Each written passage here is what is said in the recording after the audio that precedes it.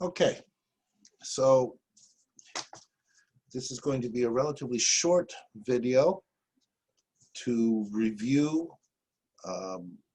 King Lear and to allow you to go over this video to help you prepare for the exam on Monday. I'm not going to go through the text as we've been doing in class in the same manner since we've done that. What I want to do is alert you to and remind you of what we've covered and where you might be paying a bit more attention as you hopefully reread the play in preparation for the exam and as you are studying and going through your notes and so on. So, things to keep in mind, obviously, with Lear. And again, it is a complex, multi-layered play, but be attentive, very much so, to the two plots and note how the plots mirror themselves, right? We have Lear and his three daughters, and we have Gloucester and his two sons, all right? And that is given to us right at the beginning. So when we're looking at those two plots and comparing them, we're looking to see where they converge, but we're also looking for the similarities. And of course, the most obvious there is going to be with Lear and Gloucester, right? And both of them go through extraordinary trauma and are stripped bare of their identity to a large extent, who they are. Like Lear was king, is still king, but has to be brought low down to the heath in the storm, where he strips himself naked, levels himself, recognizes that he is no different than any other beast or aspect of nature when confronting a storm such as this.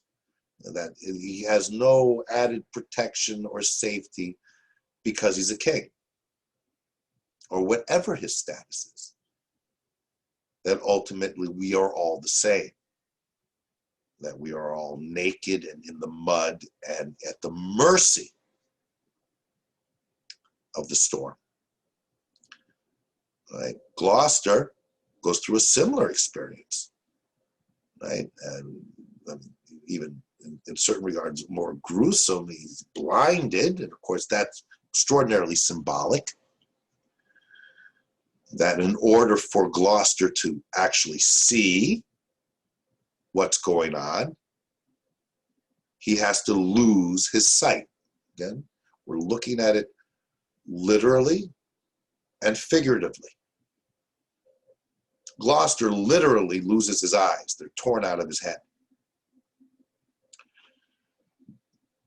But it's only at that point that he can figuratively see what's happened to him. And it's not just at the moment that his eyes are removed that he has that full awareness. He still has to go through a process that's similar to Lear's in going lower and lower. Right? That's where Edgar, disguised as the Bedlam beggar, poor Tom, leads his father Gloucester on that path towards the imaginary cliff, where Gloucester has to believe he is committing suicide. Right? And that marvelous scene when Edgar, in guise of poor Tom, is describing to him, no, we're up at the top of the cliff, you know, and can't you hear how the wind howls up here and whatnot? Of course, at that point, Gloucester is, you know, he's physically blinded, but he's still figuratively unaware. He's not ready yet. He still has to go through more of a process to get to the point where he will achieve a more profound awareness, as does Lear. Has to go through this whole process of being stripped bare. It starts with his knights, right? His knights, when Gonriel and Regan say, "What, you know, you don't need 100, how about 50? 50, how about 25? What? Why one? You don't need any of these." And of course, there's a logic to what they're saying. Why do you need all your knights here when you're staying with us? We have plenty of servants and knights who can take care of you.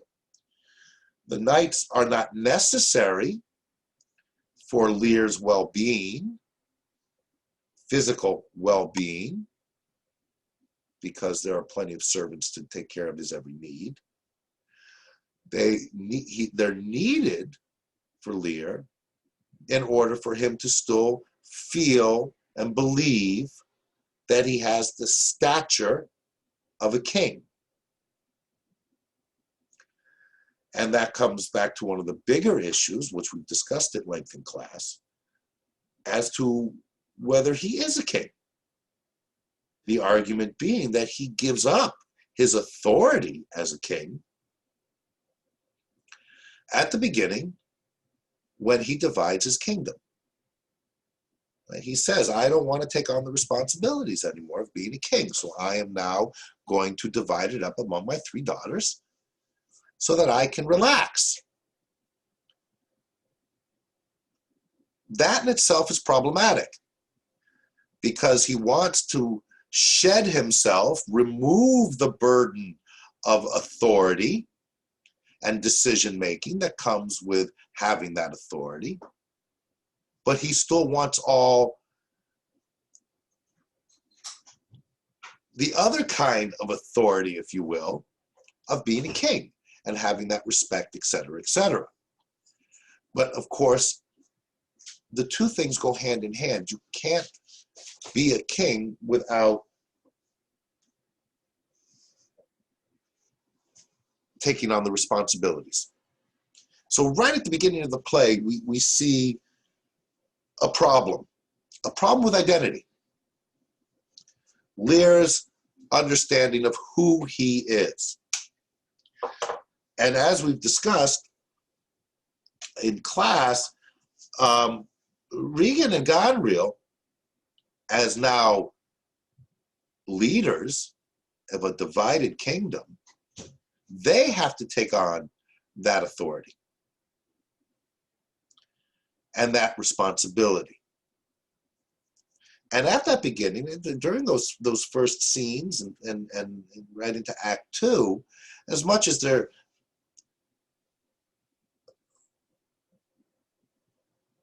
not the nicest, perhaps, sisters,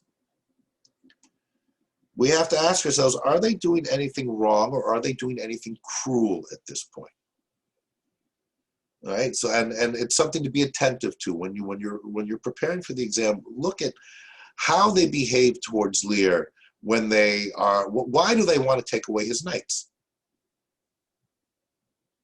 Do they want to do it just because they're mean, or do they have a logical argument for that? Because remember, the knights and Lear, as part of that entourage or the entourage following Lear, are disruptive. I mean, that's told to us. You know, they're carousing, they're partying, they're making noise all hours of the night. It's disruptive, and they are in Gonriel's home. So that's how that process begins. So we have to be careful how we judge Gonriel and Regan at that stage, at the beginning of the play. We can go back to the very beginning when, which of thou doth love me most? And Gonriel and Regan go way over the top how much they love their father. It's clearly, obviously, seemingly, an exaggeration. Now, how does Lear respond to it? He loves it. That's what he wants to hear. That's why he asked the absurd question, which of you doth love me most? So Goneril and Regan aren't, doing that to be mean or anything along those lines. They're doing it because they know that's what their father wants to hear. The decision to divide the kingdom has already been made.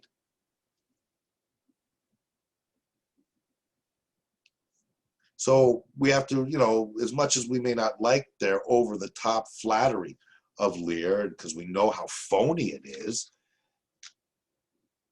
they're just giving Lear what he wants.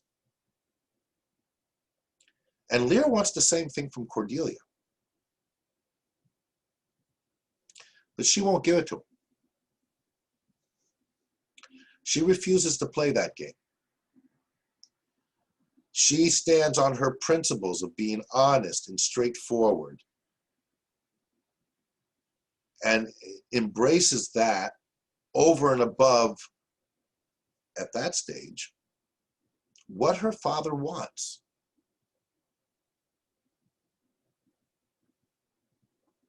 And of course, his reaction, as she anticipated, because remember when she's talking on her aside, what should I say? Because I know what he wants to hear. But I can't lie, right? So standing on the principle of being honest and straightforward.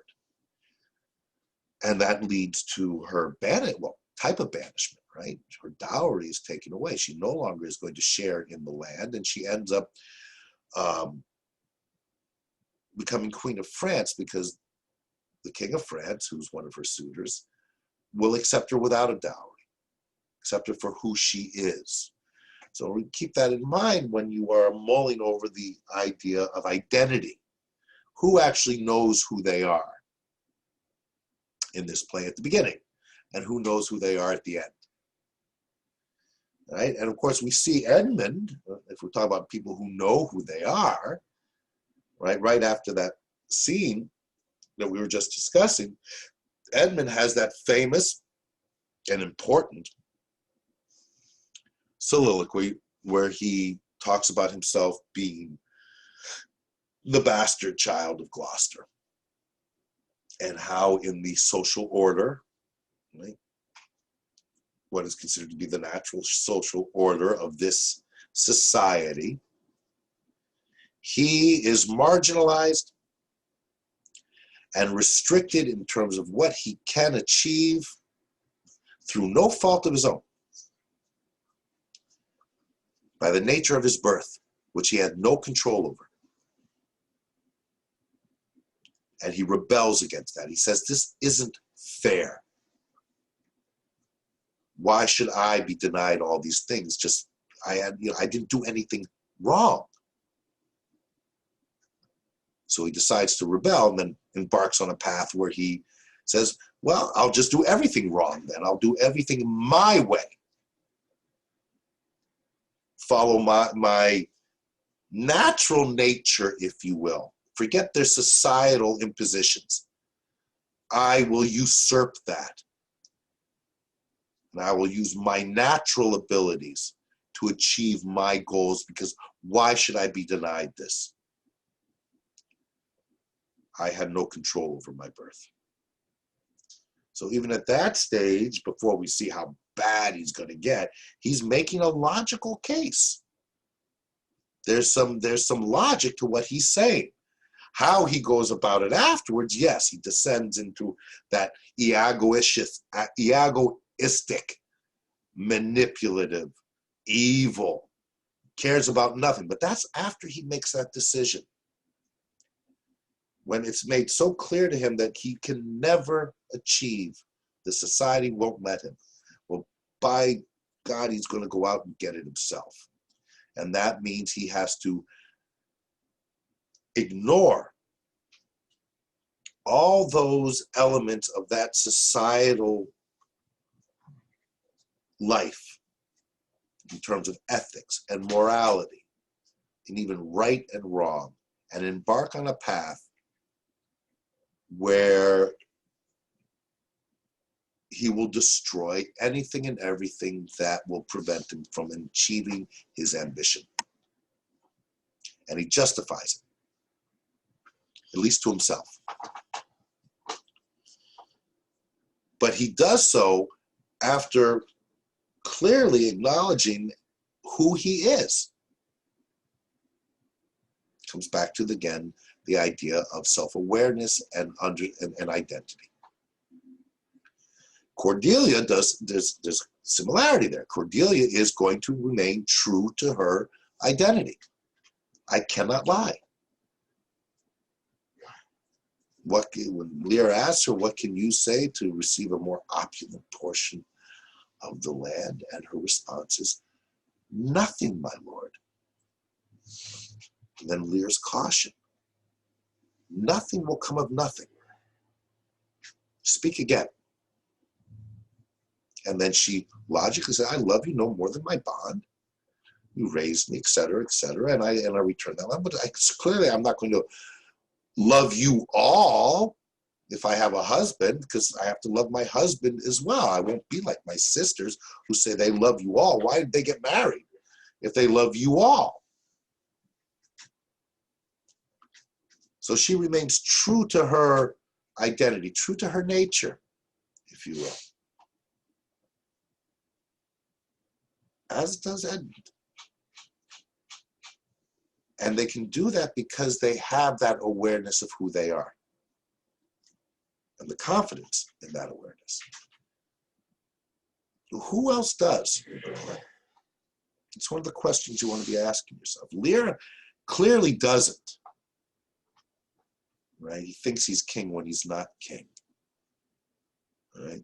And Gloucester is deceived. Again, his is a little more visceral in terms of seeing with the eyes, because he's so easily duped by Edmund, and so quickly, easily, as turns on Edgar, as did Lear turn on Cordelia. Different reasons, but it's the same thing. They're not seen. As Lear can't see that it's actually Cordelia that loves him the most, Gloucester can't see that Edmund is manipulating and that Edgar loves him as well. But that realization will come towards the end of the play, but only after they are both brought down to their base, animalistic, beastly state. A state whereby there's no hierarchy, where everyone is the same. You have to be stripped down to nothing. That idea of nothingness and nothing. And one of the questions we ask as we're going through the play, important question, we're introduced to it at the very beginning, is when Lear says nothing will come of nothing, is that true? Does something come out of it? Does Lear and Gloucester rise from the ashes, so to speak, after they've been brought so low, gone through such torment? Do they then achieve that self-awareness, a true understanding of their identity? And then, if that's the case, is that something coming out of nothing? If the nothingness is where they have to descend to. Of course, there's no easy answer to that. You know, just the concept of nothingness is difficult, right? And then the way I'm talking about it now as bringing them down to this base level, but we also have to deal with the idea of nothing in terms of death.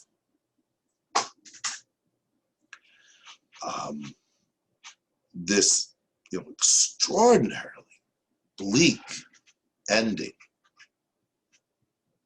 One of the questions you want to be asking as you look over that ending again, is there any sense of hope here? Is there any sense that there's something?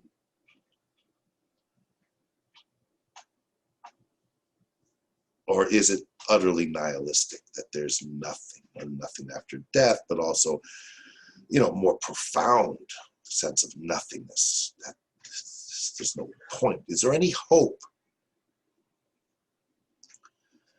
at the end. And again, it's something to, no easy answer, but something that you might want to talk about in an exam.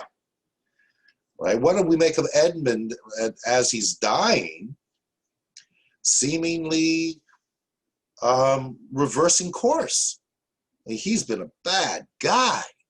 He turns in his own father, does what he does to his brother, and then how he plays Regan and Gonriel off each other, and he seems to not care in the least what happens to anybody. But at the very end, after he's been mortally wounded,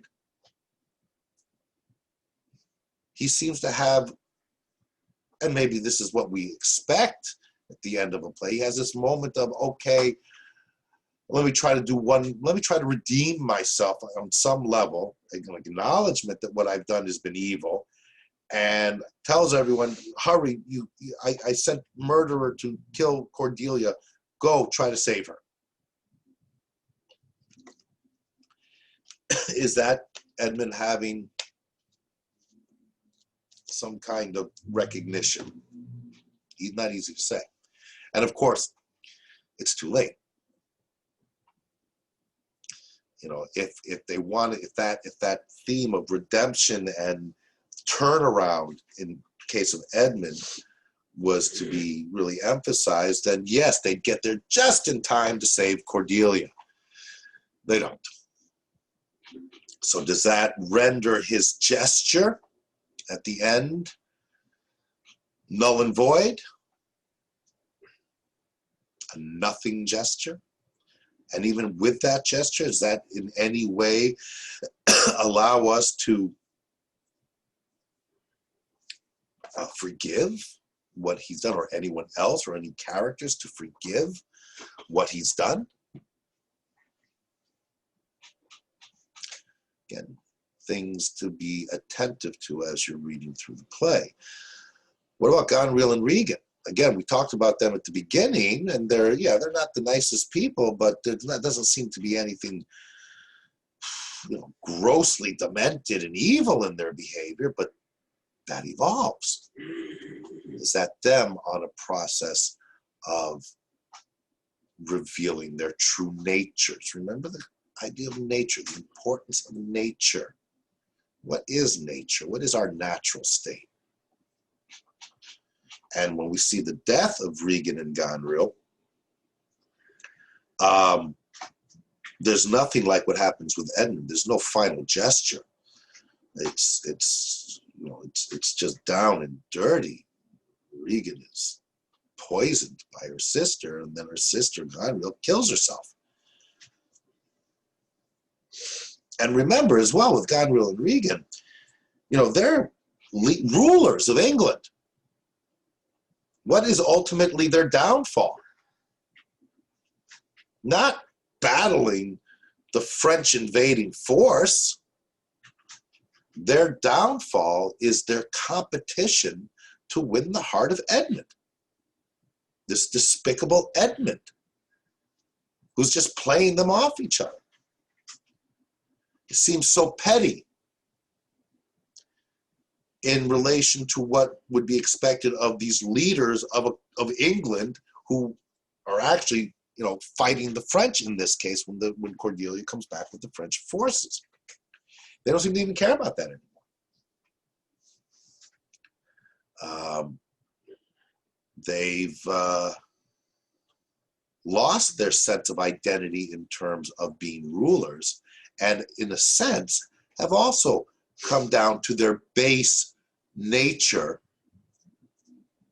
which does not involve all the authority and responsibilities of being a leader of a country. It comes down to fighting for he who they desire. That's it. With no seeming redemptive quality to it.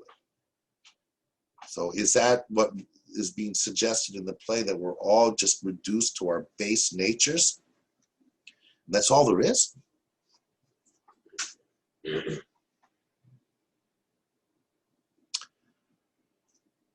again, the importance of that ending with everyone dying look over carefully Lear's really heart-wrenching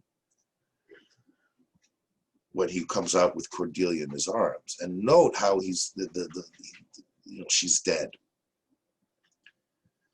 and he knows it. He says, "I know when someone is dead, they're dead." But then he says, "But bring me a mirror. Maybe she has breath." And the feather, it's the feather moving. Is she alive? But no, I know she's dead. And even the very last lines that he says, she'll never come back. Never, never, never, never, never. Again, the absoluteness of never. No discussion of an afterlife. Remember, this is all happening in pre-Christian times. The idea of the insistence on the never, never, never, never, never is like there's nothing. Suggestion there, death, nothing. But then he goes right from that never, never, never, never, never, never, right before he does, oh, but look on her lips. Look on her lips. And he dies. What does he see? What does he think he sees? Remember, this is Lear coming off of his extreme bout of madness up on the heath. Is part of that madness still there when he's looking at the lips? Well, we know she's dead. The lips aren't moving. What does Lear see in that moment? And is he seeing something from nothing? Is he delusional? Remember what Lear has to go through when he's up on that heath. As he's stripping himself down. Who's up there with him? It's his fool. And Edgar in the guise of the Bedlam beggar. Poor Tom. And remember how he refers to poor Tom. It was babbling. Right? Remember that Edgar, when he took that guise, he stripped himself down to nothing more than a mere little blanket, put dirt and everything all over his face and in his hair, as low can be on the animalistic scale, if you will. And Lear refers to him as a philosopher, gravitates to him. And of course, yes, Lear is battling this madness he has up on the heath, where he's raging against that storm. But he has moments, seemingly, of certain kinds of lucid understandings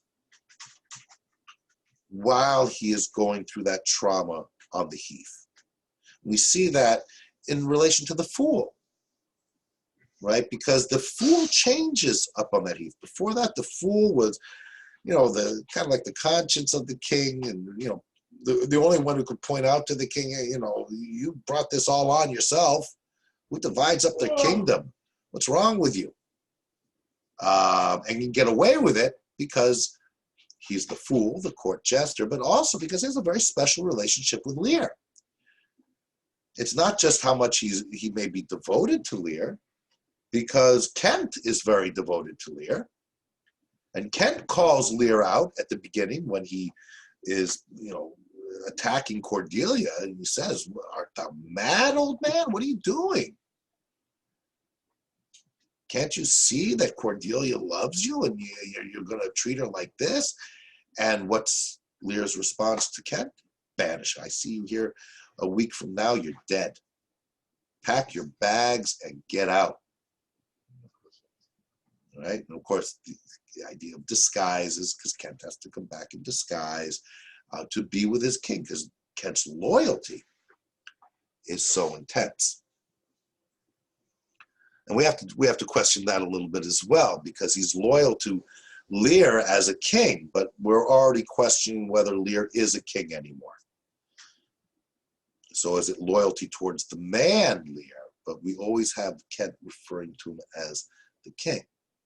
And back up on that heath, the fool who's played this role of comically reminding the Lear of what a fool Lear is, the fool calling the fool, up in the heath, he changes,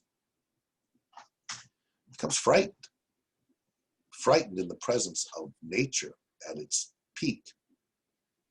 And when they're seeking shelter, they're trying to convince Lear to take shelter from the storm. He has these moments, one in particular, where he looks at the fool and he expresses compassion. You get in there, my fool. Go protect yourself. And he ruminates after that, reflecting on, I should have been more compassionate to people less privileged than I am. Right? A very important little bit there. That's part of his coming to an awareness. He's recognizing that he could have done more, particularly in this idea of compassion,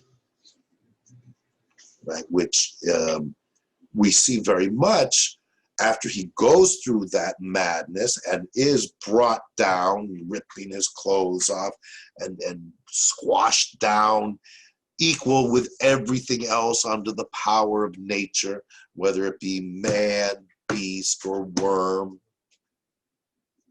No special privileges for kings or noblemen. In the face of nature, in the face of that kind of a storm, everyone is equal. That's what Lear has to understand. That's where his compassion can start to show itself.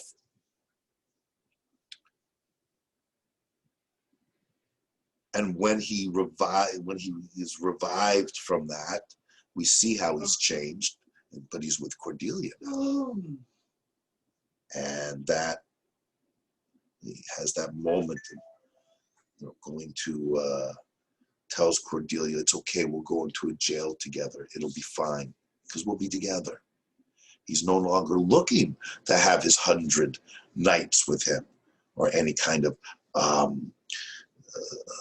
luxury or leisure. That's fine. No, it would be the two of us and we'll talk about things and that'll be enough. So that is our awareness. That's what we expect. If you go down, down, down, then you rise and you come back to the identity and have an awareness of who you are and to be compassionate and to beg her forgiveness. I realize now what I did and I realize how wrong it was. And I'll spend the rest of my life making up for it. This is a classic redemptive story.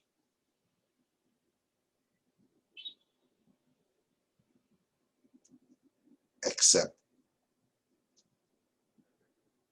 they die. And even with this awareness, having gone through what he got through, he dies. And it's not in as can be seen in other similar types of stories, awareness, forgive me, I recognize my sins, now I can die and go to heaven and have redemption and salvation. And we can't get a sense of that at all. Right? And it's not that he dies, it's that Cordelia dies. We could see Lear dying, perhaps. He's an old man. He's over 80. He's been through this traumatic experience up on the heath, and then he has a moment of awareness, and in that moment, he can die happy because he's with Cordelia. We see some of that in Gloucester, when Gloucester dies, right? When Edgar relates to us how Gloucester died, there's that suggestion that he died, both happy and sad, but an emphasis on the happiness, because he gets to know that he is in the presence of Edgar again. Can't see Edgar because he's got no eyes. And that, of course, brings up, why did Edgar wait till that moment at the end to reveal his true identity? Why didn't he reveal his true identity earlier when he first starts leading Gloucester up to that fake cliff? Well, the suggestion of the play is that somehow Edgar realizes that Gloucester's not ready yet. Gloucester needs to go lower, right? Again, the parallel with Lear needs to go lower, lower, lower. And Gloucester, when Edgar is leading him on that imaginary path up the cliff, is still not there yet. He has to go through this attempted suicide. And even then, there's more. So we see how that mirrors a bit with Lear having to, it's got to be more. It's got to be more. Not ready yet. It's got to be more. And a big part of what Lear has to do, and we don't know if he actually ever fully does it, is he has to take responsibility. Because even through most of his rantings and ravings and raging against the storm, he's still blaming Gonriel and Regan. Right? When he first meets Edgar in disguise, oh, you did your daughters betray you? Is that why you're in this state? Because he can't conceive of any other reason. He's still so full of anger and to an extent hatred for his two elder daughters. But he needs to shed that. Okay, he needs, because part of that self-awareness requires him to take responsibility for his own actions, his foolish actions at the beginning of the play, both in terms of the game he forces his daughters to play, as well as dividing up his kingdom. And we get a sense that he achieves, to a large extent, that level of awareness at the end when he wakes up with Cordelia there, because he's not raving and raging against Gonriel and Regan anymore. He's now asking forgiveness of Cordelia and embracing the possibility of even spending the rest of his life in a jail cell with Cordelia. Of course, would be, Cordelia would have to be there too, give up her freedom. But there is that change in him. But is that enough? Is that change the something that comes out of nothing? Or is that change really ultimately nothing because of the magnitude of despair that the ending brings?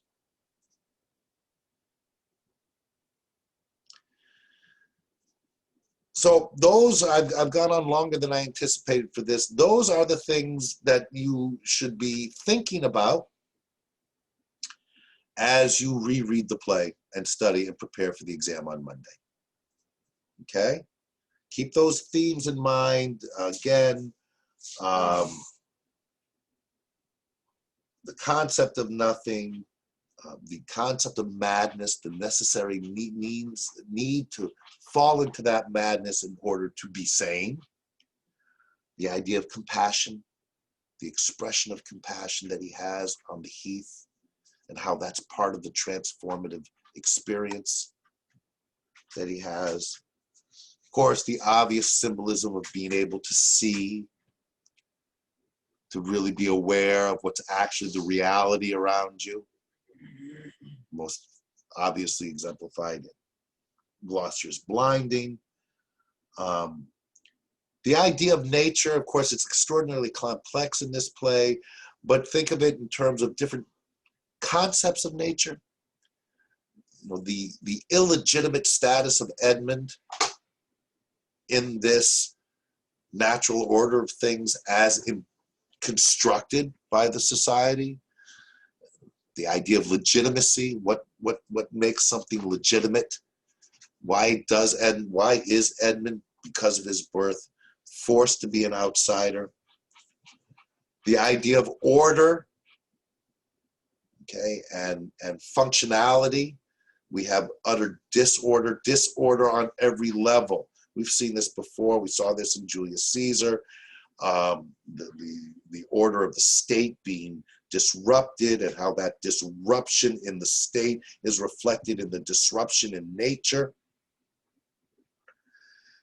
The disruption here of the state, the English state, being torn asunder by his initially dividing it, the responsibility of that, but also the disorder and turmoil within the individual. Again, most obviously being reflected through the storm. Nature is in turmoil and storming, as is Lear's sense of self, the inner Lear, is in utter turmoil and storming as well. Concept of family relations comes back to Edmund being illegitimate, comes back to what does a child owe the parent? Remember what Cordelia says? I love you no more or less, or nor less, than I'm expected to. All right? So what are the responsibilities within the family relations in terms of loyalty, love, I suppose? And again, finally back to Lear's madness, which is so prominent up on the heath, but also be thinking about what state of mind Lear is at the beginning. Why does he make these foolish moves and choices? Of course, remember the fool's there. Oh, and let's not forget one last thing. What happens to the fool?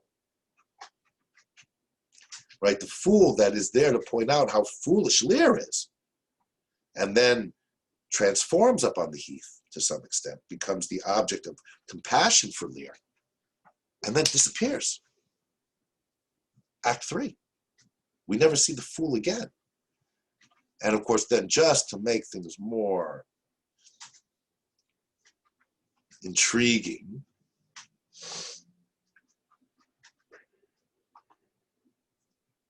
has the fool hung himself? Remember that little line? My poor fool is hanged, Lear says at the very end, as he's holding Cordelia. Is he referring to Cordelia because she's just been hung? Is she the fool? But he says, my poor fool. The way that he described the fool we've known from Acts 1, 2, and 3. What does that suggest? What could that possibly be? Who is he referring to, and what happens to the fool? And why does the fool disappear? The fool disappear because when he disappears, Lear has finally reached that lower level, so the fool's no longer needed. And when Lear revives from that, Cordelia's there.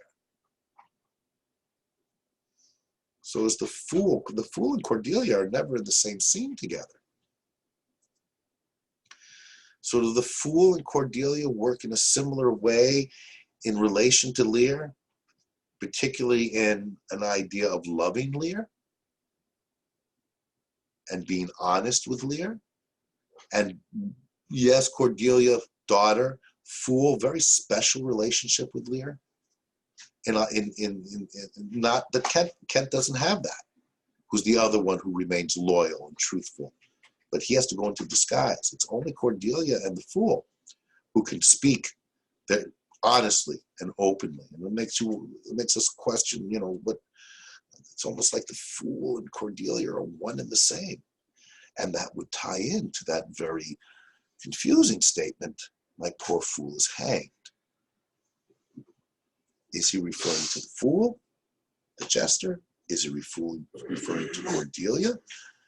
And why would he refer to her as my fool, other than to suggest that his love of Cordelia is equal to the same as his love of the fool, and are those the only two? The only two that can ultimately help guide him in some capacity to set him on this path. And is it all worth it? Does something come out of nothing? Or is it, as Lear says, nothing will come of nothing? All right, we'll see you on Monday. I'll have this posted as soon as I can. Bye.